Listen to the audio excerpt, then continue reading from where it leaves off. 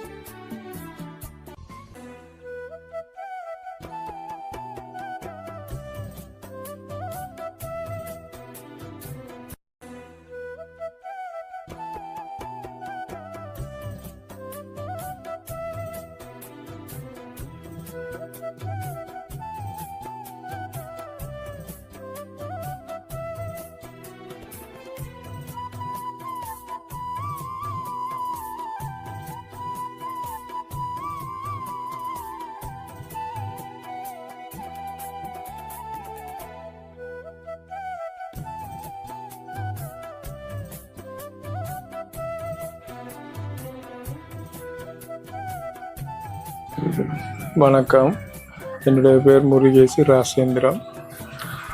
கடந்த யுத்த கால சூழ்நிலையில் எனது இரு கால்களையும் இழந்தேன். இழந்தும் நான் என்னுடைய வாழ்வாதாரத்துக்காக சுயதொழில் தான் செய்து கொண்டிருக்கிறேன். கிளிநொச்சி மார்க்கெட்டுக்குள்ளே வந்து நான் இந்த ஸ்கூல் பேக்குகள் அதெல்லாம் அடிக்கிற தொழில் செய்து கொண்டிருக்கிறேன். இப்போ ஒரு 4 மாதமாக என்னோட உடல்நில சுயன காரணமாக தொழில்கள் ஒன்றும் செய்ய இயலாது. அதோடு என்னுடைய போக்குவரத்து பைக்கும் வந்து ரிப்பேர் ஆகி அதை செய்யக்கூடிய ஒரு சூழ்நிலை இல்லை எனக்கு. இயக்கத்துக்கு போனது வந்து 1984ஆம் ஆண்டு. இந்தியன் ஐபிகே வீட்டுக்குள்ளே தான் இயக்கத்தில் இருந்து 90ஆம் ஆண்டு மட்டும் போராளியாக இருந்தேன். 90ஆம் ஆண்டுக்கு பிறகு நான் சூழ்நிலை காரணமாக விலத்தி வந்து திருமணம் செய்து இருந்தேன். கடைசி யுத்த இதுக்குள்ளே வந்து பழைய போராளிகள் எல்லாத்தையும் மீள சேர்த்து பழைய போராளின்ற இதில் மீள சேர்த்து போராளிகளோட நானும் களமுனையில் போராடி வந்து குடும்பத்தோடு இருக்கக்குள்ள தான் எனக்கு இந்த கிபீர் தாக்கித்தான் என்னுடைய இரு கால்களையும் இழந்தேன். இரு கால்களையும் இழந்து படாத துயரங்களை பட்டு கஷ்டப்பட்டு தான் நாம் இந்த நிலைக்கு ஒரு தொழிலை பழகியும் அந்த தொழிலை விடாமல் செய்யணும் என்று சொல்லித்தான் அந்த தொழிலை செய்து கொண்டிருந்தேன். இப்போ இந்த வருத்தங்கள். வணக்கம் உறவுகளே, நான் உங்கள் கேடி பாரதி, கேவிஆர் டிவிலேருந்து. நாங்கள் இன்றைக்கு 3வது நபராக நாங்கள் இந்த பொதியை வழங்குறதுக்கு வந்திருக்கிறோம். ஏன் இந்த பொதியை வழங்க வந்திருக்கிறோம், என்ன காரணத்துக்காக வந்திருக்கிறோம்னு சொல்லணும். ஜெர்மனில் இருக்கிற நாகேஷ் தர்மா, அவருடைய சொந்த இடம் வந்து பருத்தித்துறை. அவர் இப்போ இருக்கிற இடம் வந்து ஜெர்மனில் நூரேன் பேக் என்ற ஒரு இடத்துல இருக்கிறார். அந்த இடத்துல இருக்கிறார். அவருக்கு இன்றைக்கு பிறந்த நாள். அந்த பிறந்த நாளை முன்னிட்டு எங்களுக்கு 50,000 ரூபாய் பணம் அனுப்பியிருந்தார் 5 குடும்பங்களுக்கு. அதை கொடுக்க சொல்லி நாங்கள் இப்போ ஏற்கனவே வந்து 2 குடும்பங்களுக்கு கொடுத்துட்டோம். இப்போ 3வது குடும்பமாக இந்த அன்னையை கொடுக்குறோம். ஒரு 10,000 ரூபாய் பெறுமதியான பொதியொன்றை நாங்கள் வழங்க வந்திருக்கோம். நாங்கள் இந்த வந்து சந்திச்சுக்கிற அன்னை உங்களுக்கு பார்க்க தெரியும் நினைக்கிறேன். ஏன் நாங்கள் இவருக்கு இந்த பொதியை கொடுக்கணும்னு நீங்கள் இப்போ உணர்ந்திருப்பீங்க. வேற ஒரு போராளியாக இருந்து போராளியாக கடமையாற்றி பிறகு திருப்பி வீட்டை வந்திருக்கும் போது கிவிர் தாக்குதல்ல இவர் 2 காலும் இழந்திருக்கிறார். இன்றைக்கு கடைசியா வரைக்கும் அவர் போராளியா இருந்திருக்கிறார். கடைசியாவும் போராளியா இருந்திருக்கிறார். இன்றைக்கு அவருக்கு வந்து ஒரு இப்படியான ஒரு நிலப்பாட்டுக்கு இருக்கிறார். இப்படியான ஒரு ஆளுக்கு நாங்கள் இந்த உதவி திட்டத்தை வழங்குறது எங்களுக்கு இன்னும் பெருமதியா இருக்கு. அதோட நான் இன்னொரு விடயத்தையும் சொல்றேன். என்னன்னா, அவருக்கு நிறைய தேவைகள் இருக்குது. அவர் எங்கள்கிட்ட வந்தோடனே நிறைய தேவைகள் சம்பந்தமா கதைச்சார். அந்த தேவைகளையும் நாங்கள் இதுல சுட்டி காட்டினால் நிச்சயமாக இந்த காணொலியை பார்க்கிறவங்க வேற யாரும் இப்ப தர்மா அண்ணன் தான் இந்த பிறந்த நாளை முன்னிட்டு ஒரு 10,000 ரூபாய் பெறுமதியான உலர் உணவை கொடுத்திருக்கிறார். இன்னும் சிலர் இதுக்கு இந்த உதவி செய்யலாம்ன்றதுக்காக தான் நாங்கள் அவற்றை இன்னும் சில பதிவுகளை மேற்கொள்ள போறோம். சரி, எங்களோட காணொலியை நீங்க எப்பதான் முதல் தடவையா பாக்குறீங்கன்னு சொன்னா மறக்காம சப்ஸ்கிரைப் பண்ணுங்க, பெல் பட்டன் அழுத்துங்க, மற்றவங்களுக்கு ஷேர் பண்ணுங்க. அதனூடாக இவருக்கு ஒரு பெறுமதியான ஒரு உதவி திட்டம் கிடைக்கும் என்று நாங்கள் கேட்கிறோம். அதோட இவர் வந்து நிறைய வேலைகள் செய்யக்கூடிய ஒரு தகுதி உள்ளால். எப்படி வேலைகள் என்று நான் சொல்றேன், நிறைய வேலை என்றால் 2 காலம் இல்லை, அப்படி என்ன வேலை செய்வார் என்று நீங்கள் கேட்கலாம். இவர் வந்து இந்த வண்டியிலே இருந்து கொண்டு தையல் மிஷின்ல புத்தக பேக்குகள் தச்சு அவர் வித்து கொண்டிருக்கிறார். அது உண்மையிலேயே இப்படியானவங்க இந்த தொழிலை செய்கிறன்றதுக்கு நாங்கள் ஊக்குவிக்கணும். ஏனென்றால் இன்றைக்கு 2 கால் இருந்து கூட சிலரால ஒரு வேலையும் செய்யலாம நிலப்பாட்டில் இருக்கிறோம். ஆனா இந்த நிலையில இருக்கிறவருக்கு இப்படியான ஒரு தொழில் செய்கிறார், அவருக்கு நாங்கள் ஏதாவது ஒன்று செய்து கொடுக்கணும். அதைத்தான் நாங்கள் இப்போ கேட்கப்புறம். அண்ணன், நீங்கள் இந்த தொழிலை வந்து கற்றுக்கொண்டு செய்து கொண்டிருக்கிறீங்க. உண்மையிலேயே அது பெரிய பாராட்டக்கூடிய விஷயம். இன்றைக்கு எத்தனையோ பேர் வந்து என்னால் இயலாது, என்னால் முடியாதுன்னு சொல்லி ஏங்கி கொண்டிருக்கிற நேரம் நீங்கள் இப்படி ஒரு தொழிலை செய்கிறீங்க. அந்த தொழில் செய்கிறதுக்கு உங்களுக்கு எப்படி ஒரு ஆர்வம் வந்து? எனக்கு இது என்னென்று கேட்டால், நான் அந்த காலத்திலே இருந்து நான் வந்து அறையும் இதன்று இல்லை. இப்படி இருந்தாலும் உழைச்சி சுயமாக சாப்பிடணுன்றது தான் என்னுடைய நோக்கம். நான் கூடியவாம் வந்து என்னுடைய சொந்த காலில் எப்படி நின்றனோ அதே மாதிரி இப்போ செய்யணும்ன்றதா. அதோட நீங்கள் இப்போ இந்த சைக்கிள்லாம் இருக்கு, இந்த சைக்கிள்லாம் கிளிநொச்சிக்கு போடுறீங்களா? இந்த பைக்கில் போய் கொண்டிருந்தேன். இதுவும் வந்து எனக்கு ஒரு அக்கா ஒரு ஆள் தான் டொனேட் பண்ணவா. அது டொனேட் பண்ணது 2013ஆம் ஆண்டு. அவ நோர்வேல இருக்கிறவா, செல்வியக்கான்னு சொல்லி கருத்துற ஆள்.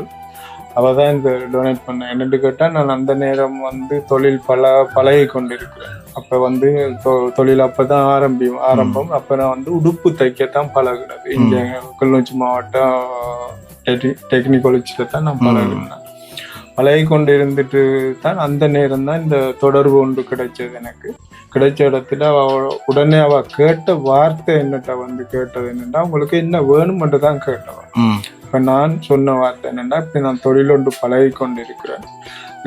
வருங்காலத்துல நான் அந்த தொழிலை செய்யறதுக்கு எனக்கு ஒரு வாகனம் வந்து தேவை. அதோட வந்து அந்த தொழிலும் பழகி கொண்டு இருக்கக்குள்ள நான் வட வண்டியில் வச்சிருந்தேன். அப்ப சைக்கிள் கையால உழக்கிற சைக்கிள்ல வந்து வட வியாபாரம் செய்து கொண்டிருந்தேன். அதையும் பார்த்து அவ சரி அதை அதுக்காக வேண்டித்தான் என்ன வேணும்னு கேட்டாப்புல இந்த பைக் வந்து எனக்கு ஒரு ஆள் சொல்லி நின்றது, வட்டகச்சியில நின்றது. அப்ப நான் இதை சொன்னோன்னா அவ வேற மறுப்பு ஒன்றும் தெரிவிக்காம எனக்கு இந்த பைக் அவ எடுத்து தந்தவா. இப்ப ஓடக்கூடிய கண்டிஷன்ல இருக்குதா? இப்ப வந்து கனகாலம் எடுத்து இப்ப இது வந்து பழுதான நிலையில இருக்குது. இதை இப்ப திருத்திரண்டா அவ்வளவு முடியும் உங்களுக்கு? திருத்திரண்டா இப்ப அதான் ரிம்புகளும் படிச்சுட்டு டயர் டிப்புகள் மாத்தணும், இன்ஜின் எல்லாம் மாத்தணும். உதாரணத்துக்கு ஒரு எவ்வளவு முடியும் நினைக்கிறீங்க? அது இப்ப முடியும்னு சொன்னா இப்பத்த சூழ்நிலைக்கு வந்து ஒரு 2-2.5 கிட்ட முடியும். 2 லட்சம் ரூபாய் தேவை உங்களுக்கு இந்த திருத்தி எடுக்கிறேன்டா. இது வரைக்கும் நீங்கள் அப்ப கிளிநொச்சிக்கு போறேன்னா இந்த சைக்கிள்லாம் போகணும், இதெல்லாம் போகணும். இதால போனதாலதான் எனக்கு கூடுதலா இப்ப வருத்தம் கூட வந்த. இங்க இருந்து கிளிநொச்சி போறேன்னா எத்தனை கிலோமீட்டர் உங்களுக்கு? இதுல இருந்து 14 கிலோமீட்டர் வரும். 14 போய் வர 14 கிலோமீட்டர் வரும். போய் வர 30 கிலோமீட்டர் வேணும். 30 கிலோமீட்டர் அந்த சைக்கிள்ல போறேன்னா உங்களுக்கு கஷ்டம். அப்ப இதுல வந்து போறேன்னா உங்களுக்கு இவ்வளவு இலவா இருக்கும். இதுல போய் வந்துதான் செய்து உங்களுக்கு எவ்வளவு ஒற்றுமை இருக்கான்னு பாருங்க. 2 பேரும் பருத்தித்துறை, சரியோ? இப்ப உங்களுக்கு இவரும் வந்து பருத்தித்துறை, அவவும் வந்து பருத்தித்துறை. செல்வி அக்கா அவர் நோர்வேல இருக்கிறார். நோர்வேல இருக்கிற செல்வி அக்காவுக்கு நாங்கள் நன்றி தெரிவிக்கிறோம். ஏன்டா இப்படியான ஒருவருக்கு இந்த சைக்கிள் வண்டி கொடுத்ததுக்கு உண்மையிலே எங்களுக்கு நாங்கள் ஒரு பாராட்டை தெரிவிக்க தம்படும் அவருக்கு. அதே போல இப்ப பருத்துறையில இருக்கிற ஜெர்மன்ல இருக்கிற தர்மா அண்ணாவும் வந்து அவரால் முடிஞ்ச, அவர் சொன்னார் 10 குடும்பத்துக்கு நான் செய்யறதுக்கு இருக்கிறேன்னு சொல்லி முதல் கட்டமா அவரை பிறந்தநாளை முன்னிட்டு, இன்றைக்கு அவரை பிறந்தநாளை முன்னிட்டு எங்களுக்கு வந்து ஒரு 10,000 ரூபாய் பெறுமதியான பொதிய கொடுக்க சொல்லி எங்களுக்கு தந்திருக்கிறார். உண்மையில இந்த நீங்கள் அவருக்கும் நான் நன்றியை தெரிவித்துக் கொள்வேன்டா. இந்த இதுல இந்த ஒரு உதவியை செய்ததே எனக்கு ஒரு பெரிய ஒரு சூழ்நிலை. இப்பத்த சூழ்நிலை வந்து எனக்கு என்னன்னு கேட்டா, தொழிலுக்கு ஒரு தொழிலும் செய்யல. அது எனக்கு 5 பிள்ளைகள் இருக்கு. 5 பிள்ளைகளும் திருமணம் செய்து இப்ப அவரவர் திருமணம் செய்தபடியா அவரவர் விட்டுட்டு அங்கங்க போயிட்டாங்க.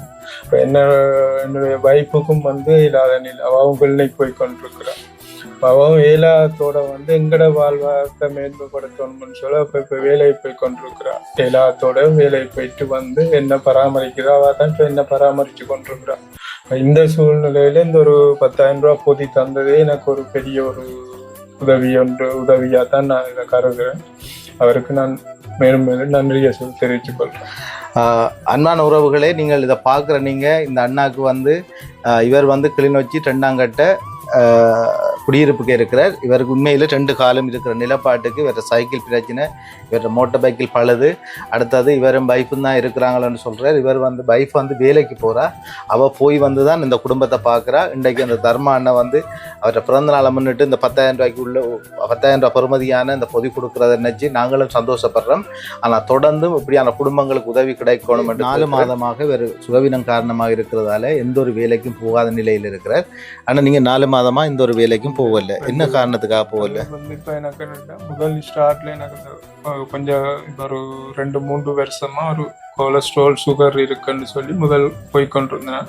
இடையில அந்த வருத்தம் எனக்கு இல்லாம இருந்தது. அதால நான் இந்த வேலையை செய்து கொண்டிருந்தேன். கடைக்கு ஒவ்வொரு நாளும் போய் வர்றது. நான் அந்த இருந்த இறையில ஒலிம்பி நடந்து திரிகிறவங்களுக்கே இப்ப வந்து வருத்தங்கள் துன்பங்கள் வந்து கொண்டு நாங்க இப்ப ஒலிம்பி நடந்து திரியிற இல்லை தானே.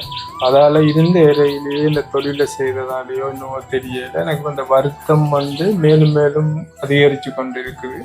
என்ன வருத்தம் என்றும் கண்டுபிடிக்க இல்லாம இருக்கு. ஆனால் வாட்டில் நெடுக ஒவ்வொரு மாதமும் எனக்கு கிளினிக் போட்டு தந்து பிளட் எடுத்து செட் பண்ணி கொண்டிருக்காங்க.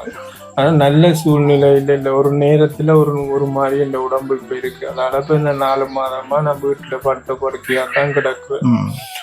வைஃப் தான் இப்போ எனக்கு உதவி செய்து வேலைக்கும் போயிட்டு வந்து என்னுடைய தேவையையும் செய்து கொண்டிருக்கிறா. ஏன்னா பிள்ளைகள் இருந்தும் ஒரு பலனும் இல்லை எங்களுக்கு. ஏன்னா ஒருவருமே இப்ப திருமணம் செய்து அவர் போயிட்டாங்க. கவனிக்கிறதும் இல்லை. அதோட போன் கூட எடுத்து என்னப்பா என்ன அம்மா சுகமா இருக்கிறீங்களா, இந்த மாதிரி இருக்கிறீங்கன்ற கேட்கிற இது கூட இல்லாத நிலையில தான் இப்ப 2 பேரும் இருக்கிறோம். இந்த யாரும் என்ன இது சாமத்துல வந்து எந்த ஒரு இது நடந்தாலும் யாரும் வந்து பார்த்தா தான் தெரியும். இல்லாட்டியே ஒரு இதுவும் தெரியாது. நாங்க 2 பேரும் தான் இருக்கிறோம். பகல்ல நான் தனியா இருப்பேன். நைட்ல வேலையால வந்த பிறகு நாங்க 2 பேரும் நைட்ல தனியத்தான் இருக்கிறோம். வயலுக்குள்ள எதுவும் சத்தம் போட்டு வயலுக்குள்ள உள்ளவங்க கேட்டு சத்தம் கேட்டு வந்தா தான் உண்டு. இல்லைன்னு சொன்னா விடிய யாரும் வந்து என்னடா காணையில இருந்து குடும்பத்தேண்டு பார்த்து வந்து பார்த்தா தான் எங்களோட நிலைய அவங்க கண்டுபிடிக்கலாம். அந்த நிலையில தான் நான் இப்ப இருக்கிறேன். 4 மாதமா. சரி, ஓகே, அதை பார்ப்போம். நாங்கள் இந்த வீடியோ கட்டாயம் போடுவோம். யாரும் உதவி செய்தால் நிச்சயமாக உங்களுக்கு கிடைக்கும் அந்த பொருளா. அதில் எந்த பிரச்சனையும் இல்லை. ரைட், ஓகே, நன்றி.